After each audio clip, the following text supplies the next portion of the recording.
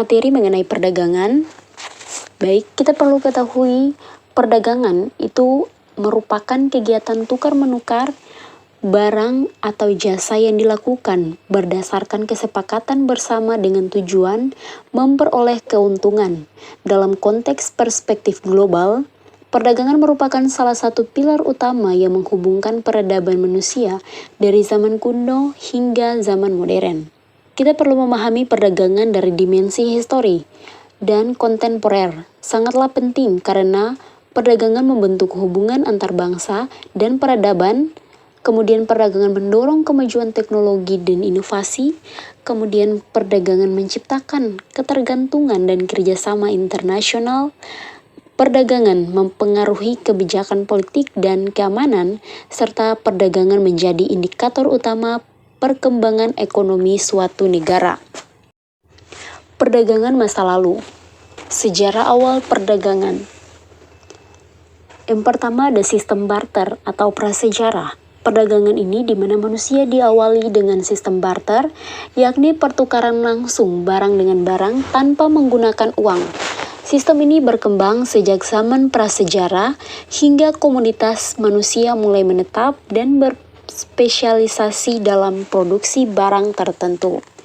Ciri-ciri daripada sistem barter yaitu yang pertama pertukaran langsung barang dengan barang, yang kedua tidak ada standar nilai yang baku, yang ketiga memerlukan kecocokan kebutuhan atau double coincidence of wants, dan yang terakhir bersifat lokal dan terbatas ruang lingkupnya. Selanjutnya, munculnya uang komoditas. Seiring perkembangan peradaban, masyarakat mulai menggunakan komoditas tertentu sebagai alat tukar, seperti garam, biji-bijian, kulit hewan, dan logam mulia. Ini menandai lahirnya sistem moneter primitif yang memperluas cakupan perdagangan. Selanjutnya, jalur perdagangan kuno. Yang pertama, ada jalur sutra. Jalur sutra merupakan jaringan perdagangan darat dan laut yang menghubungkan Tiongkok, Asia Tengah, Timur Tengah, Afrika Timur, hingga Eropa. Aktif sejak abad ke-2 sebelum Masehi hingga abad ke-15 Masehi. Jalur ini tidak hanya memfasilitasi pertukaran barang, tetapi juga ide, agama, dan budaya. Komoditas utama yang diperdagangkan melalui jalur sutra, yang pertama sutra dan kain dari Tiongkok, yang kedua rempah-rempah dari Asia Tenggara dan India, yang ketiga gelas dan logam dari Romawi dan Persia, yang keempat batu permata dari Asia Tengah, yang kelima kertas dan bubuk mesiu dari Tiongkok. Yang kedua ada jalur rempah. Jalur rempah menghubungkan Kepulauan Maluku, Indonesia sebagai pusat produksi rempah dengan pasar-pasar di India, Arab, dan Eropa. Rempah-rempah seperti cengkeh, pala, lada, dan kayu manis memiliki nilai yang sangat tinggi karena digunakan sebagai pengawet makanan, obat, dan bumbu masak.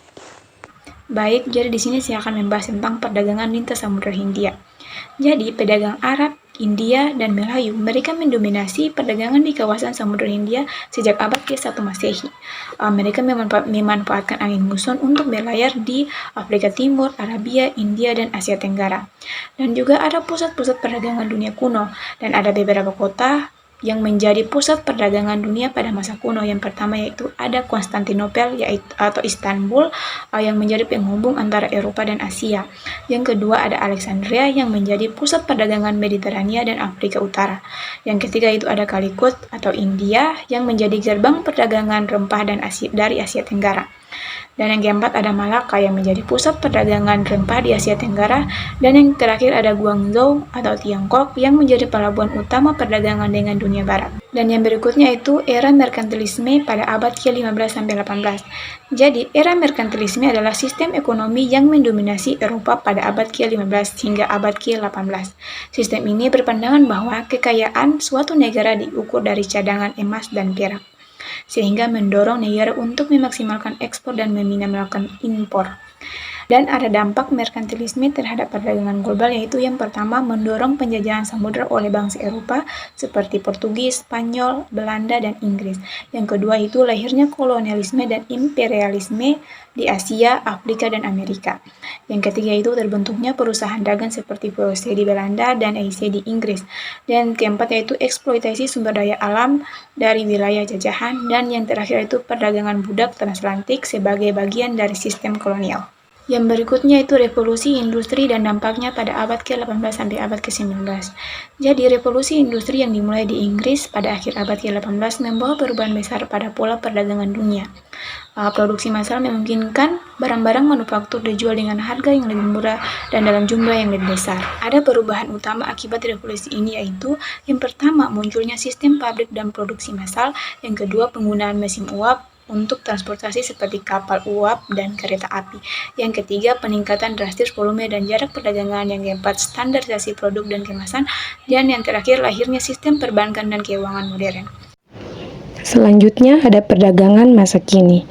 Jadi perdagangan masa kini terdiri atas perdagangan internasional kontemporer, globalisasi dan perdagangan bebas, dan perdagangan digital dan e-commerce. Jadi, perdagangan internasional kontemporer yaitu perdagangan internasional modern yang dilandasi oleh prinsip keunggulan komparatif yang dikemukakan oleh David Ricardo.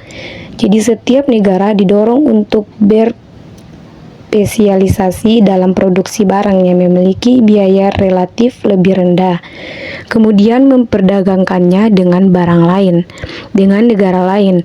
Nilai perdagangan dunia terus meningkat secara signifikan. Berdasarkan data World Trade Organization atau WTO, perdagangan barang global mencapai lebih dari 25 triliun dolar Amerika pada tahun 2022. Yaitu mencerminkan betapa integrasinya ekonomi dunia. Yang kedua ada globalisasi dan perdagangan bebas. A. Pengertian globalisasi ekonomi. Globalisasi ekonomi mengacu pada proses integrasi pasar, produksi, dan sistem keuangan di seluruh dunia. Proses ini difasilitasi oleh penurunan hambatan perdagangan, kemajuan teknologi, dan perkembangan sistem komunikasi global. B. Ada organisasi perdagangan internasional. Beberapa lembaga internasional yang mengatur dan memfasilitasi perdagangan global. Yang pertama ada World Trade Organization atau WTO. Dia mengatur aturan perdagangan internasional. Yang kedua ada International Monetary Fund atau IMF. Dia menjaga stabilitas keuangan internasional. Yang ketiga ada World Bank. Dia mendukung pembangunan ekonomi negara berkembang. Yang keempat ada UNCTAD atau menangani isu perdagangan dan pembangunan PBB. C. Perjanjian perdagangan bebas. Perjanjian perdagangan bebas atau Free Trade Agreement telah berkembang pesat di era globalisasi, yaitu ASEAN Free Trade Area atau AFTA, kawasan perdagangan bebas Asia Tenggara. Yang kedua ada Regional Comprehensive Economic Partnership, yaitu perjanjian perdagangan terbesar di dunia. Yang ketiga ada Comprehensive and Progressive Agreement for Trans. Yang keempat ada European Union Single Market, yaitu pasar tunggal Eropa.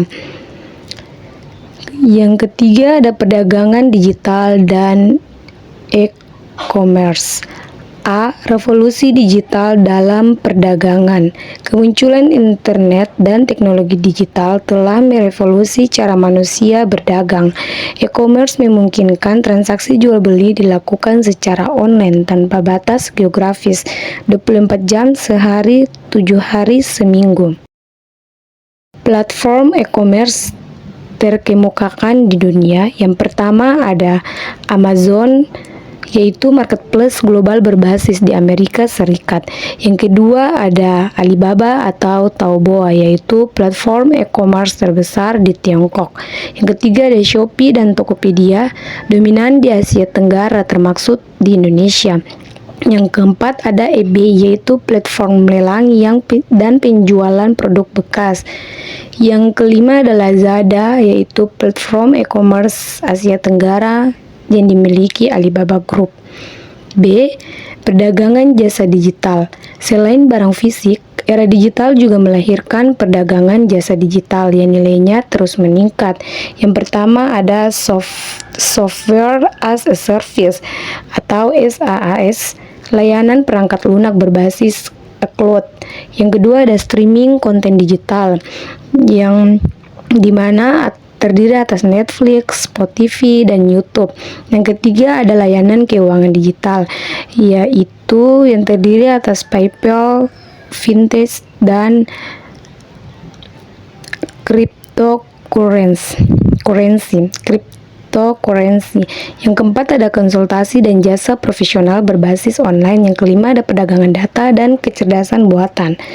Yang keempat yaitu rantai pasok global. Konsep dari rantai pasok global mencerminkan realitas industri modern di mana produksi suatu produk melibatkan banyak negara. Contoh klasiknya adalah smartphone yang komponennya berasal dari puluhan negara yang berbeda.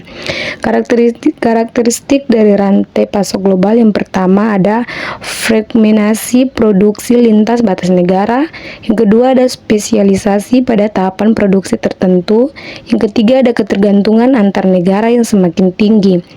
Yang keempat ada efisiensi biaya produksi melalui outsourcing dan offshoring. Yang terakhir rentan terhadap gangguan geopolitik dan bencana alam. Baik, di sini saya akan menjelaskan tentang isu-isu perdagangan kontemporer. Yang pertama yaitu ada perang dagang. Ketegangan dagang antara negara-negara besar, terutama Amerika Serikat dan Tiongkok, menjadi fenomena penting abad ke-21. Perang dagang ditandai dengan penerapan tarif impor yang tinggi, larangan ekspor teknologi, dan pembatasan investasi asing. Yang kedua yaitu proteksionisme vs liberalisasi perdagangan, di mana terdapat perdebatan berkelanjutan antara pendukung proteksionisme yang ingin melindungi industri domestik dengan pendukung liberalisasi perdagangan yang mendukung pasar bebas. Kedua pendekatan ini memiliki argumen dan dampak yang berbeda bagi perekonomian nasional dan global. Kemudian yang ketiga yaitu perdagangan dan keberlanjutan lingkungan. Isu keberlanjutan lingkungan semakin menjadi pertimbangan dalam perdagangan global.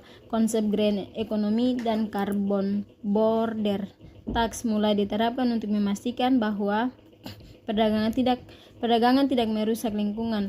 Uni Eropa misal menerapkan carbon border adjustment atau CBAM yang mewajibkan importir membayar biaya karbon. Yang terakhir yaitu perdagangan eksklusif, di mana terdapat dorongan global agar manfaat perdagangan dapat dirasakan secara merata tidak hanya oleh negara maju atau perusahaan besar seperti Aid for Trade dan program pemberdayaan UMKM menjadi agenda penting dalam forum-forum perdagangan internasional.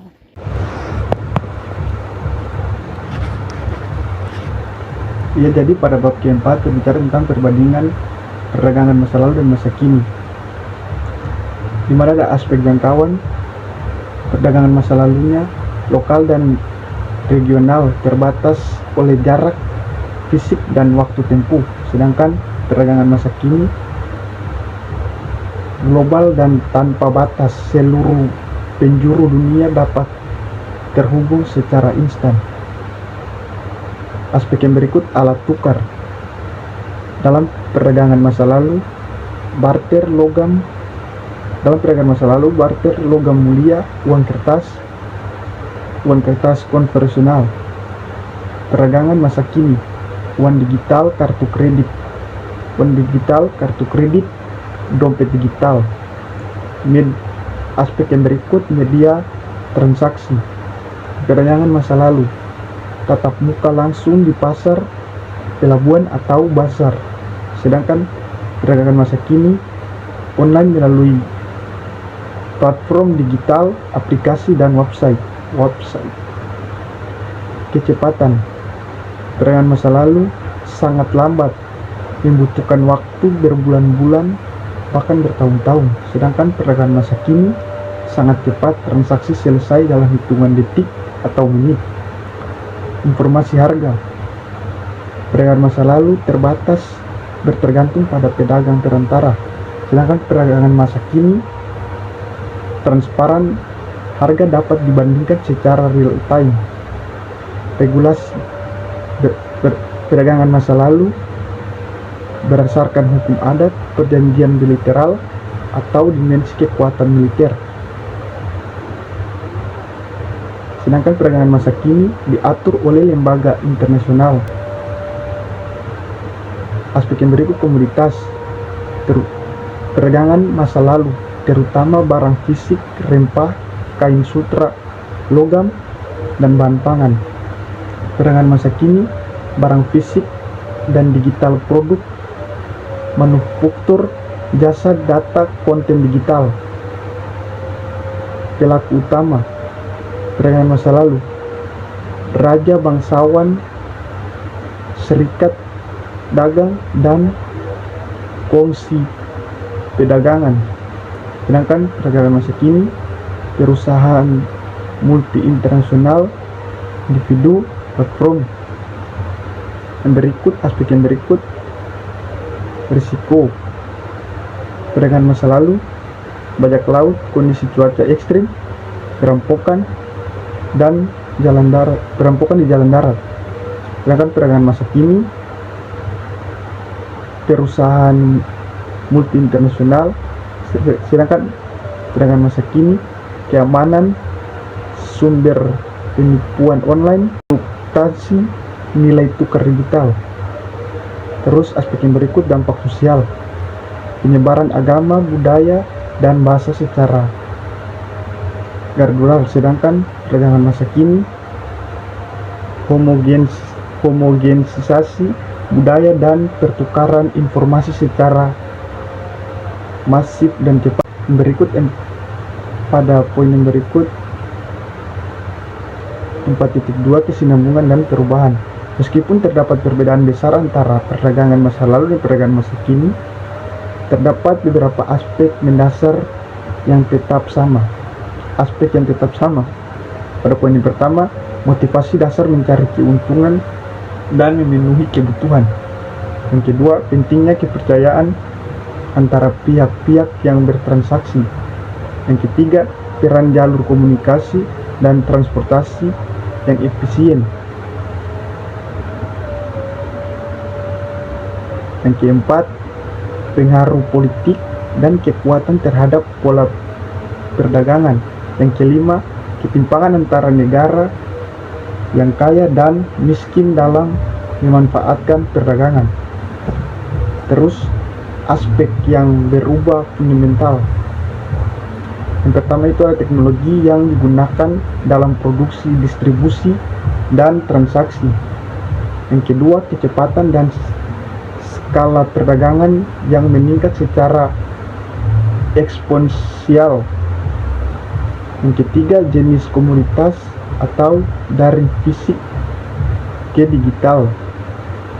Yang keempat, kompleksitas rental pasok yang melibatkan banyak negara. Yang terakhir atau yang kelima, kerangka regulasi internasional yang lebih terstruktur. Ya, selanjutnya saya serahkan ke part materi selanjutnya. Terima kasih. Jadi, kesimpulan dari materi kami yaitu perdagangan telah menjadi tulang punggung peradaban manusia sejak ribuan tahun silam. Dari sistem barter yang sederhana hingga jaringan perdagangan global yang kompleks di era digital. Esensi perdagangan tetap sama, yaitu mempertemukan kebutuhan dan kemampuan manusia di berbagai penjuru dunia. Jadi, perspektif historis memberikan pemahaman bahwa perubahan dalam perdagangan selalu didorong oleh inovasi teknologi, perubahan geopolitik, dan evolusi sistem sosial ekonomi. Era globalisasi dan digitalisasi saat ini merupakan lanjutan dari proses panjang integrasi ekonomi dunia yang telah berlangsung sejak peradaban kuno. Bagi Indonesia dan negara-negara berkembang lainnya, memahami dinamika perdagangan global baik historis maupun kontemporer adalah kunci untuk memformulasikan strategi yang tetap dalam memanfaatkan peluang sekaligus menghadapi tantangan perdagangan abad ke-21.